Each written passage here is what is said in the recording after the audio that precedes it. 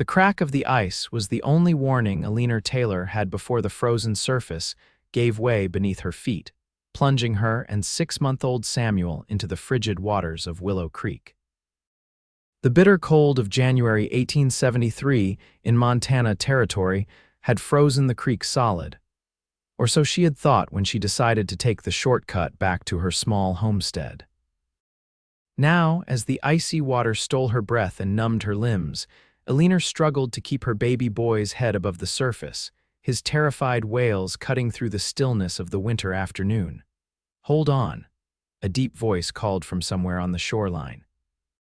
Eleanor couldn't turn to look, her entire being focused on keeping Samuel from slipping beneath the surface. Her soaked woolen dress grew heavier by the second, pulling her down as the jagged edges of ice cut into her arms each time she tried to hoist herself up. "My baby. Please take my baby first," she cried, her voice breaking with desperation and cold. The sound of thundering hooves approached, followed by the crunch of boots on snow. Through her freezing haze, Eleanor saw a tall figure carefully making his way across the ice toward them.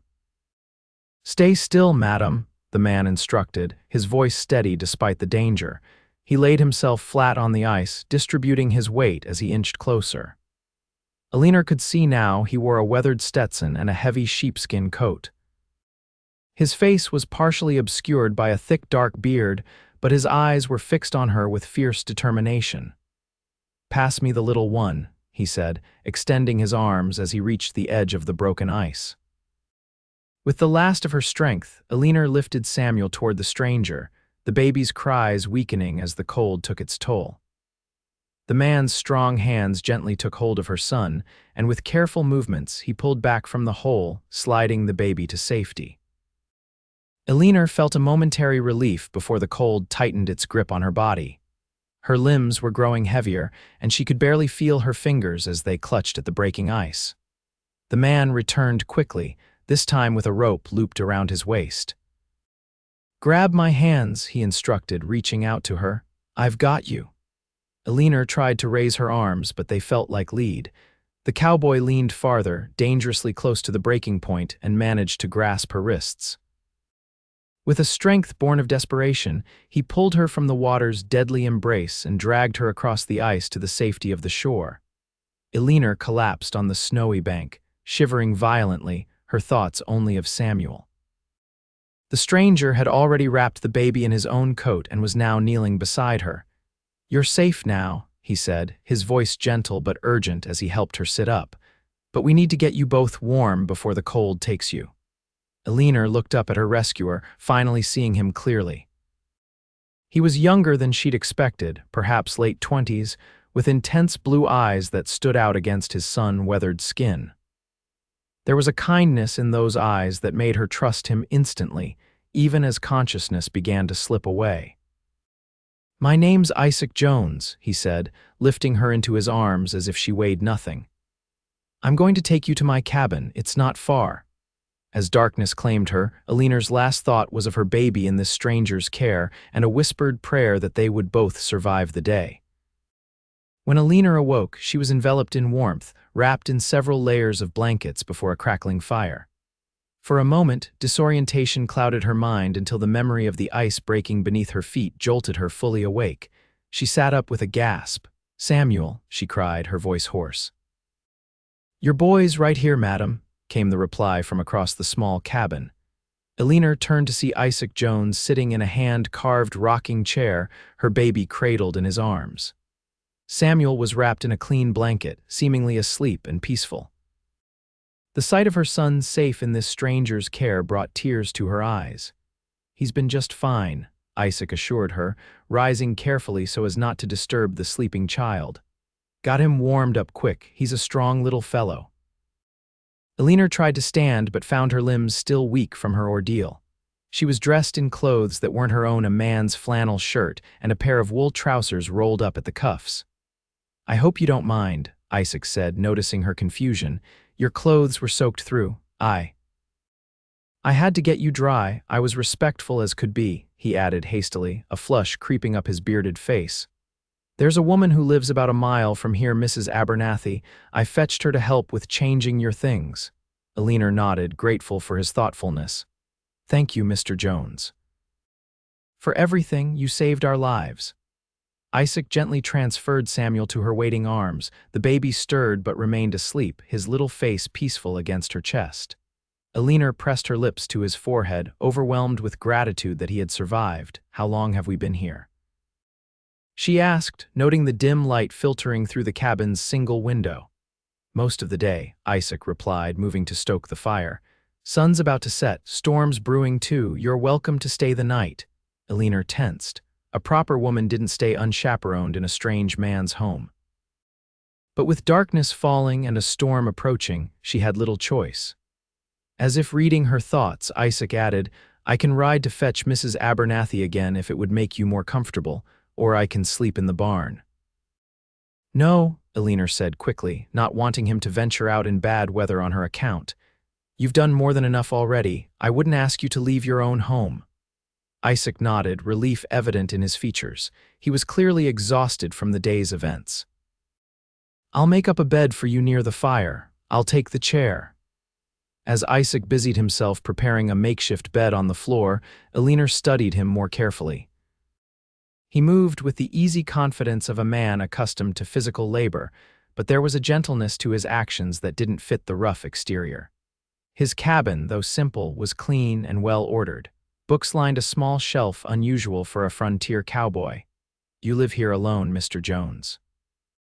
She asked. Isaac, please, he corrected with a small smile, and yes, just me, been that way for a couple years now. I'm Eleanor Taylor, she offered, and this is Samuel. Pleased to meet you properly, Eleanor, he said, his smile warming his eyes. Though I wish the circumstances had been different. A comfortable silence fell between them as Isaac prepared a simple meal of beans, bacon, and cornbread. Eleanor watched him move about the small kitchen area with practiced efficiency. Where were you headed when you fell through? He asked as he placed a steaming plate before her. Eleanor shifted Samuel to one arm so she could eat. Home. I have a small place about 3 miles east of here. I was in town getting supplies and thought I'd save time by crossing the creek instead of taking the bridge. Isaac nodded, understanding her reasoning even if it had proven dangerous. You homesteading alone with your little one? The question brought a shadow to Eleanor's face. Yes, my husband Thomas passed away last summer. Fever took him quick. She swallowed hard. Samuel was only 2 months old. Isaac's expression softened with sympathy. I'm sorry for your loss, Mrs. Taylor. Eleanor, she corrected, offering a sad smile, and thank you. Outside, the wind picked up, howling around the cabin's sturdy walls. Samuel stirred in her arms, whimpering softly before settling back to sleep. Storm's going to be a bad one, Isaac observed, glancing toward the window where snow had begun to swirl. Good thing we got you out of that creek when we did. Eleanor couldn't help but wonder at the providence that had placed this man at the right place and time to save them. What were you doing out there anyway? She asked. Isaac smiled slightly. Tracking a mountain lion that's been after my cattle, been following its prints all morning when I heard you call out. He paused, his eyes meeting hers. Guess it was meant to be. As the night deepened and the storm raged outside, Eleanor found herself sharing more of her story with this quiet, thoughtful man. She told him about growing up in Boston, meeting Thomas at a social, and their decision to seek opportunity in the West. She described their dreams for the homestead, how they'd planned to build a proper house come spring, and how Thomas's sudden death had left her alone to manage everything with a newborn. In turn, Isaac spoke of his own journey. He'd come west from Pennsylvania after the war, looking to start fresh where a man was judged by his character rather than his past. He'd worked cattle drives for years before saving enough to buy his own modest spread. Now he raised horses primarily, with a small herd of cattle for good measure. It's not much, he admitted, but it's mine, paid for free and clear. As Samuel began to fuss, hungry after his long sleep, Eleanor suddenly realized her predicament. I need to feed him, she said, feeling her cheeks warm. Without hesitation, Isaac stood and reached for his coat. I'll check on the horses, he said, offering her privacy without making a fuss. Take your time. When he returned some time later, stamping snow from his boots, Samuel was fed and sleeping again. Eleanor had made herself comfortable on the pallet by the fire, the day's events catching up with her. "Your son has quite an appetite," she remarked with a tired smile. "Growing boys need their strength," Isaac replied, hanging his coat by the door. He hesitated, then asked, "Do you have anyone helping you at your place?" Eleanor shook her head. "Just me. Neighbors check in when they can, but everyone has their own burdens to bear." Isaac nodded thoughtfully but said nothing more on the subject. Instead, he settled into his chair across from her and picked up a book from the side table. "Get some rest," he said gently. "You're safe here."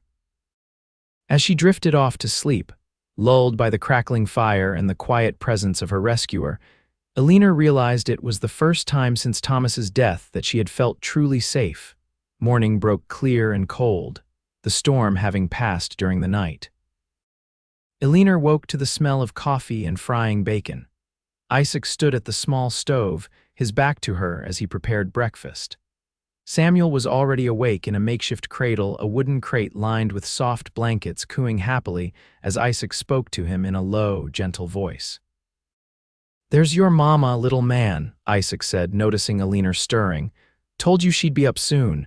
Eleanor sat up, running her fingers through her tangled hair. "You should have woken me." "You needed the rest," Isaac replied simply, filling a cup with coffee and bringing it to her. "Besides, Samuel and I were getting acquainted."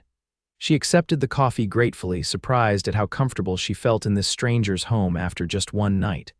"My clothes, still damp, I'm afraid, but I've laid them by the fire, should be dry soon."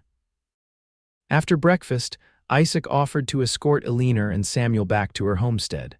Her clothes now dry, she changed behind a blanket he'd hung across one corner of the cabin for privacy. When she emerged, Isaac had saddled his horse and prepared a small sleigh for her and Samuel. "It's not fancy," he apologized, "but it'll get you home safe enough." The journey to Eleanor's homestead took longer than expected, the fresh snow making the path difficult. As they crested the final hill, Eleanor's small cabin came into view. It was a modest structure, hastily built but solid enough. A thin wisp of smoke still rose from the chimney, evidence that the fire she'd banked before leaving town had not completely died out. "It's not much," she said, echoing his words from the night before, "but it's home." Isaac helped her from the sleigh, Samuel bundled securely in her arms. As they approached the cabin, Eleanor felt a sudden reluctance to say goodbye to this man who had saved them. He had been kind in a way she hadn't experienced since Thomas died, not out of pity or duty, but from genuine goodness. "Would you like to come in for coffee?" she asked impulsively. "It's the least I can offer after all you've done." Isaac hesitated, then nodded. "I'd like that." Inside, Eleanor's cabin was neat but Spartan. A single bed stood in one corner with a small cradle beside it. The main room served as kitchen, dining area, and living space combined. Isaac noted the stack of firewood running low beside the hearth. "Let me build that up for you before I go," he offered, already moving to the task without waiting for her answer. Eleanor placed Samuel in his cradle and set about making coffee, falling into a comfortable domestic rhythm with Isaac, as if they had known each other for years rather than hours. When the fire was blazing and the coffee brewed, they sat at her small table, an easy silence between them. "How will you manage?" Isaac asked finally, his eyes serious. "Winter's barely started and you're out here alone with a baby." Eleanor straightened her shoulders. "The same way I've managed since Thomas died, one day at a time. I'm stronger than I look, Mr. Jones." "I don't doubt that," he replied quietly, "but even the strongest person needs help sometimes." Before she could respond, he continued, "I could bring more firewood tomorrow, and maybe check your roof. Storm like last night's tends to find weak spots." Eleanor wanted to refuse, to prove she could handle everything alone, but practicality won out. Her woodpile was dangerously low, and she'd noticed a leak in the corner of the cabin during the last rain. "I would appreciate that," she admitted, "but I insist on paying you for your work." Isaac shook his head. "Neighbors help neighbors out here, that's payment enough." As he prepared to leave, Eleanor impulsively touched his arm. "Thank you again, Isaac, for everything." His blue eyes held hers for a moment longer than necessary. "I'll see you tomorrow, Eleanor." True to his word, Isaac returned the next day with a wagon load of split firewood. He worked through the morning stacking it neatly against the side of her cabin, then spent the afternoon patching her roof. Eleanor insisted he stay for supper, a simple meal of rabbit stew and the last of her preserved vegetables. As they ate, Samuel resting contentedly in his lap, Isaac spoke of his plans to expand his horse breeding operation in the spring. "There's good money in quality horses," he explained. "Army's always buying, and the stage companies too." Eleanor listened with genuine interest, asking questions that revealed her own knowledge of business matters. "Thomas and I had hoped to plant an orchard," she shared. "Apple trees take years to mature, but they're worth the investment." "That's still a good plan," Isaac encouraged. "This soil would support it." As darkness fell, Isaac reluctantly took his leave, but not before asking, "Would it be all right if I stopped by again? Maybe bring some venison shot a buck last week." Eleanor found herself looking forward to his next visit. That would be most welcome. Over the next few weeks, Isaac became a regular presence at the Taylor homestead. He arrived every few days with game or supplies from town, staying to help with whatever needed fixing. Eleanor initially insisted on paying him or trading her baking for his labor, but eventually accepted his help as the friendship between them deepened. February brought a brief thaw, followed by another fierce cold snap. Eleanor worried about her dwindling supplies but hesitated to make the journey into town with Samuel in such weather. When Isaac arrived with flour, sugar, and coffee one afternoon, she couldn't hide her relief. "How did you know?" she asked, accepting the provisions gratefully. Isaac shrugged, a slight smile playing at his lips. "Figured you might be running low. Storm's coming tonight's supposed to be a bad one." Eleanor busied herself putting away the supplies, touched by his thoughtfulness. "Will you stay for supper?" "Actually," he said, his usual confidence faltering slightly, "I was hoping you might let me stay the night, not inside," he added hastily, seeing her expression. "In your barn. The storm's going to hit before I could make it back to my place safely." Eleanor considered his request. The barn was hardly comfortable, especially in such weather. "You can stay in the cabin," she decided. "You can have the chair by the fire like before." Relief washed over his features. "Thank you." That evening, as the promised storm howled outside, they sat before the fire after Samuel had been put to bed. The domesticity of the scene wasn't lost on Eleanor, how natural it felt to have Isaac there, his presence filling the emptiness that had plagued the cabin since Thomas's death. "Tell me about him," Isaac said suddenly, his voice soft. "Your husband." Eleanor was surprised by the request but found herself wanting to share. "Thomas was a dreamer," she began, smiling at the memory. "Always had big plans. He could talk anyone into anything. That's how he convinced me to leave Boston and come west." "You must miss him terribly," Isaac observed. "I do," she admitted, "but not in the way you might think. We were married barely a year when he died." "I miss the future we planned more than our past, if that makes sense." Isaac nodded thoughtfully. "It does. What about you?" Eleanor asked. "Have you ever been married?" "No," he replied, his gaze fixed on the flames. "Came close once before the war. Her name was Catherine. But I came back different and she'd moved on." The sadness in his voice touched Eleanor deeply. "I'm sorry," Isaac shrugged. "It was for the best. She's happy now, has a family with a shopkeeper in Philadelphia. No place for a broken soldier in that life." "You don't seem broken to me," Eleanor said softly. His eyes met hers, something vulnerable and hopeful in their blue depths. "Maybe I'm finally mending." The moment stretched between them, filled with unspoken possibilities. Then Samuel's cry broke the silence, and Eleanor rose to tend to him. When she returned, Isaac had banked the fire and prepared his makeshift bed by the hearth. "Good night, Eleanor," he said, his voice warm in the dimness. "Good night, Isaac," she replied, retreating to her own bed with a strange flutter in her chest that she hadn't felt in a very long time. The storm raged for 3 days, keeping Isaac at the Taylor homestead longer than expected. Those days established a routine between them, Isaac caring for the animals and maintaining the fire while Eleanor tended to Samuel and prepared their meals. They spoke easily of practical matters and shared stories of their lives before Montana. By the time the weather cleared, something had shifted in their relationship, moving beyond mere friendship into territory neither was quite ready to name. "I should head back," Isaac said on the morning of the fourth day. "Check on my place." Eleanor nodded, ignoring the disappointment that settled in her chest. "Of course, you've been away too long already." As he prepared to leave, Isaac seemed to struggle with something. Finally, he turned to her, his expression earnest. "Would you and Samuel come to Sunday dinner at my place, if the weather holds, I mean?" The invitation surprised and pleased her. "We'd like that very much." Over the next few weeks, a pattern emerged.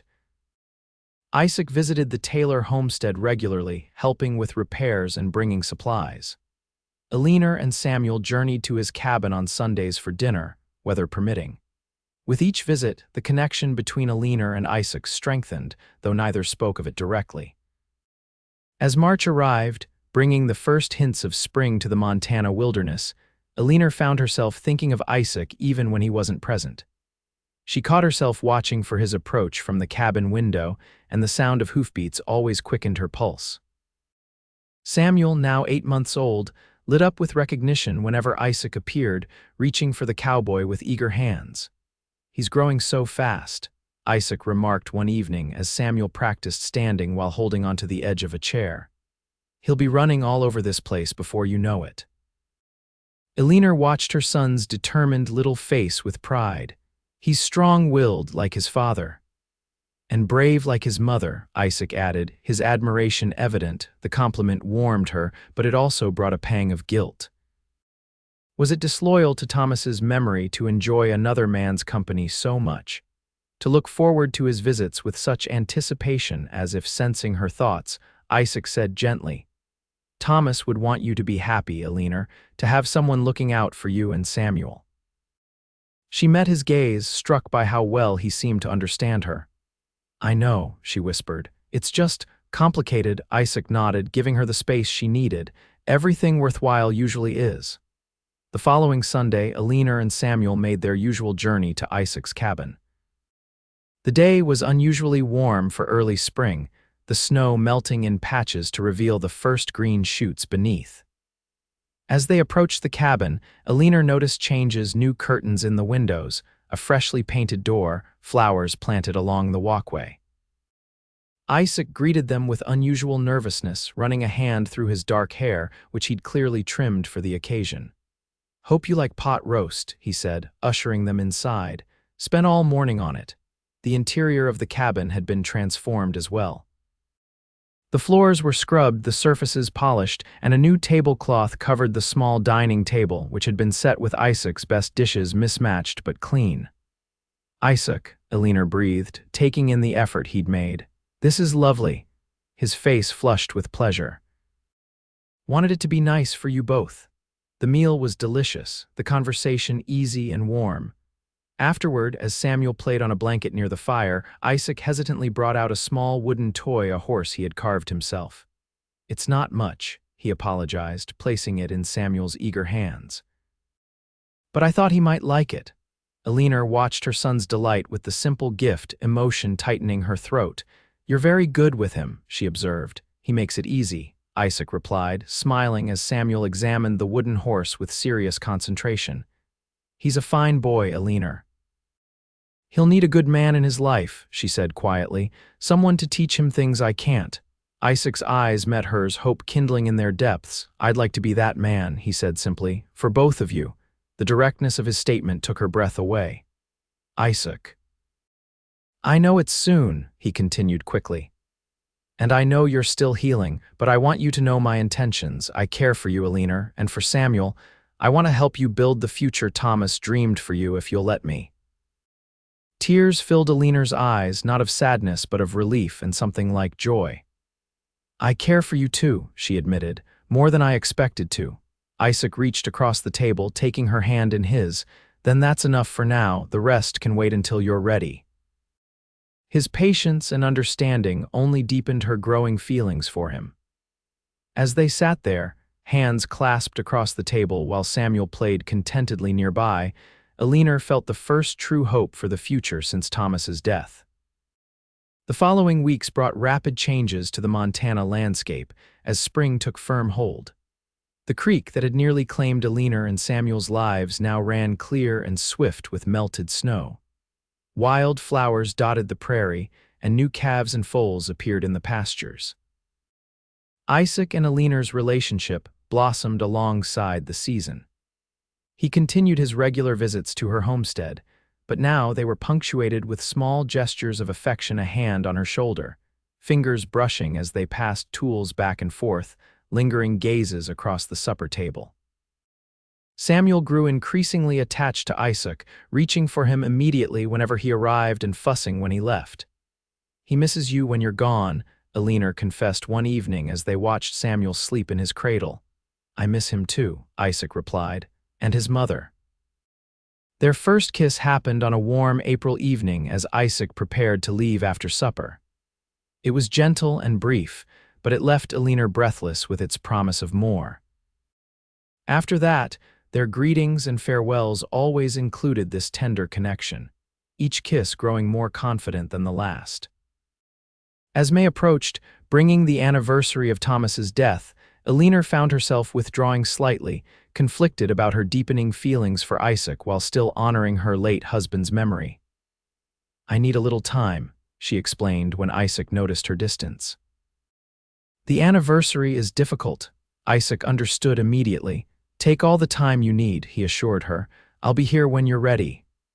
On the day itself, Eleanor visited Thomas's grave on a small rise behind their cabin. She brought wildflowers and sat beside the simple wooden cross, Samuel playing in the grass nearby. "I think you'd like him, Thomas," she said aloud, finding comfort in speaking to her late husband. "Isaac is a good man, kind and steady. He loves Samuel, and I think I'm falling in love with him too." Tears slipped down her cheeks. "But that doesn't mean I've forgotten you. I never could." A gentle breeze stirred the grass, and in that moment, Eleanor felt a sense of peace settle over her.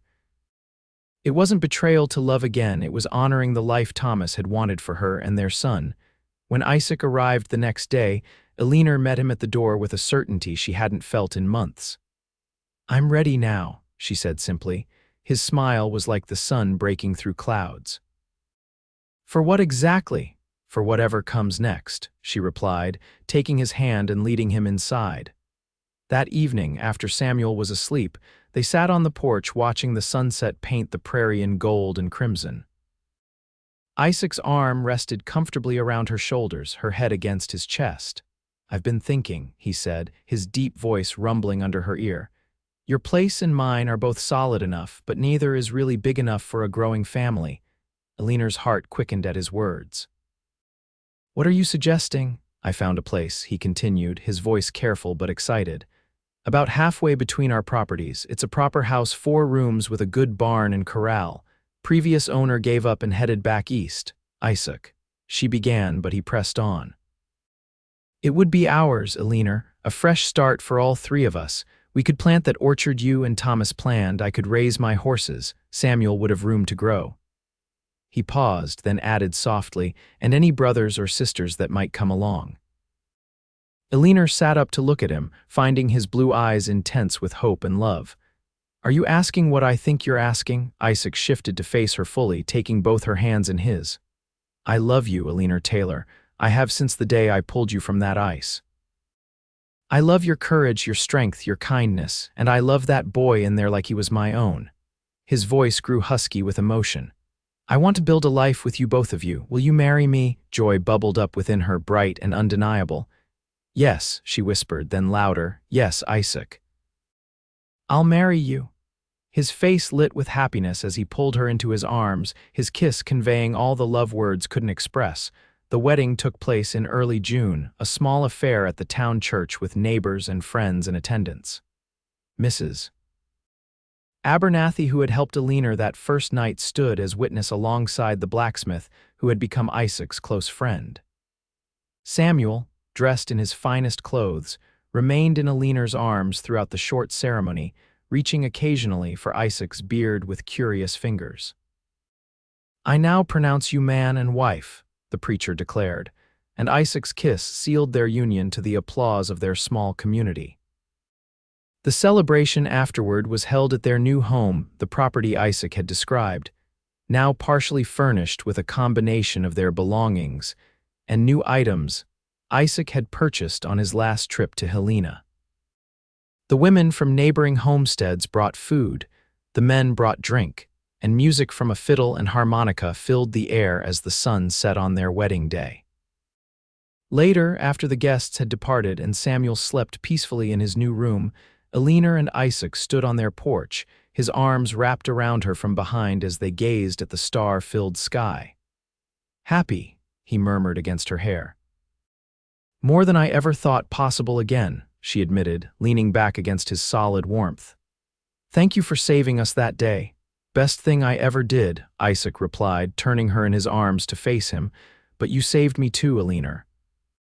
I was just existing before you and Samuel came into my life. Now I'm living again." Their new life together settled into a rhythm that suited them both. Isaac tended the horses and cattle, expanding his breeding operation with Eleanor's keen business sense to guide him. Eleanor maintained their home and cared for Samuel, but also helped Isaac with the animals and started the apple orchard she and Thomas had planned. By their first anniversary, the saplings stood in neat rows behind the house, promise for the future taking root. Samuel thrived under their combined love and care. His first steps were taken toward Isaac, his arms outstretched in complete trust that his new father would catch him if he fell. His first word, "Papa," brought tears to Isaac's eyes, and Eleanor had never loved her husband more than in that moment, watching him gather her son, their son now, into his embrace. In late autumn of 1874, as the trees surrendered their leaves to the coming winter, Eleanor shared news that completed their happiness. "We're going to have a baby," she told Isaac one evening as they sat before the fire, Samuel already asleep in his room. The joy that transformed Isaac's face was something Eleanor knew she would remember all her days. He lifted her from her chair and spun her around the room, his laughter mingling with hers before he set her gently on her feet, suddenly concerned. "I didn't hurt you, did I? Or the baby?" Eleanor laughed, touching his worried face. "We're fine, Isaac, strong as can be." He placed his hand reverently on her still flat stomach. "Another child," he whispered, "our child." The months passed in a blur of preparation and anticipation. Isaac built a cradle with his own hands, more elaborate than Samuel's had been, carved with horses running along its sides. Eleanor sewed tiny garments in the evenings, smiling as Isaac read to Samuel beside her, the boy's vocabulary growing daily under their guidance. When June arrived again, bringing with it their second wedding anniversary, Eleanor's time was near. The midwife from town had been alerted, and Isaac grew increasingly nervous as the days passed, constantly checking that everything was prepared. "You weren't this anxious with Samuel," Eleanor teased one afternoon as she waddled around their kitchen, her belly preceding her wherever she went. "I wasn't there for his birth," Isaac reminded her. "This is different." The baby, however, had plans of her own. Eleanor woke in the night 2 weeks before her expected time, a sharp pain gripping her midsection. "Isaac," she gasped, shaking her sleeping husband. "It's time." The next hours were a blur of pain and effort. The midwife arrived quickly, having been staying with a family nearby in anticipation of the birth. Isaac was a steady presence throughout, holding Eleanor's hand, wiping her brow, murmuring encouragement in her ear even as his face betrayed his worry. As dawn broke over the Montana horizon, their daughter entered the world with a lusty cry that brought laughter through Eleanor's exhausted tears. "She's perfect," the midwife announced, placing the squirming, red-faced infant on Eleanor's chest. Isaac stared at the tiny being in wonder, one finger gently tracing her cheek. "She's beautiful," he whispered, "like her mother." They named her Isabel Catherine Jones Isabel for Isaac's mother and Catherine for the woman who had once held his heart, a gesture of Eleanor's security in his love for her now. Samuel, brought in to meet his sister once things had been cleaned up, regarded the baby with solemn curiosity before declaring, "My baby," with such conviction that both parents laughed. "Yes," Eleanor agreed, smoothing his dark hair, Your baby sister, you'll help us take care of her, won't you? Samuel nodded with all the seriousness a 2-year-old could muster, and Isaac's heart swelled with pride at the family they had created together. The years that followed brought both joy and hardship, as was the way of life on the frontier. The orchard began to bear fruit, and Isaac's reputation as a horse breeder spread throughout the territory. 2 more children joined their family, Thomas Isaac in 1877 and Emma Rose in 1880, completing their household with laughter and occasional chaos. Samuel grew into a thoughtful young man who shared his mother's intelligence and his father's affinity for horses. Though he knew Isaac wasn't his birth father, the bond between them was unbreakable, forged in those early days when Isaac had stepped into the role without hesitation. On a crisp autumn day in 1885, as the family gathered to harvest apples from the now mature orchard, Eleanor paused to watch her husband teaching their youngest, 5-year-old Emma, how to judge a ripe apple by its color and feel. Samuel, now nearly 13, was up in a tree with 10-year-old Isabel, passing down fruit for 8-year-old Thomas to collect in baskets. The sight of them, all her family, brought a fullness to Eleanor's heart that sometimes still surprised her.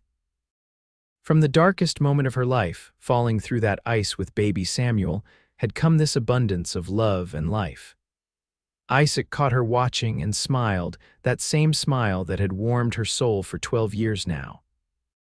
Later, as the children played in the yard after supper, Isaac and Eleanor sat on their porch swing, his arm around her shoulders as had become their habit. "What are you thinking about so seriously?" he asked, noticing her contemplative mood. Eleanor leaned into his familiar warmth. "I was thinking about the day we met, how close we came to never having all this." Isaac's arm tightened around her. "I still have nightmares sometimes," he admitted, "seeing you in that water, not reaching you in time. But you did reach us," she reminded him, turning to meet his gaze. "You pulled us out and said we were safe, and we have been ever since." He kissed her then, a kiss filled with the depth of feeling that had only grown stronger with the passing years. "Best thing I ever did," he repeated his words from their wedding night. "Saving you that day saved me too."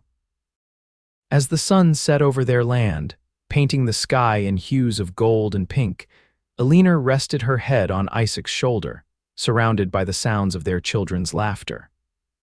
From that terrifying moment when the ice had cracked beneath her feet to this peaceful evening on their porch, life had taken turns she could never have predicted, but had given her more happiness than she'd ever dared hope for.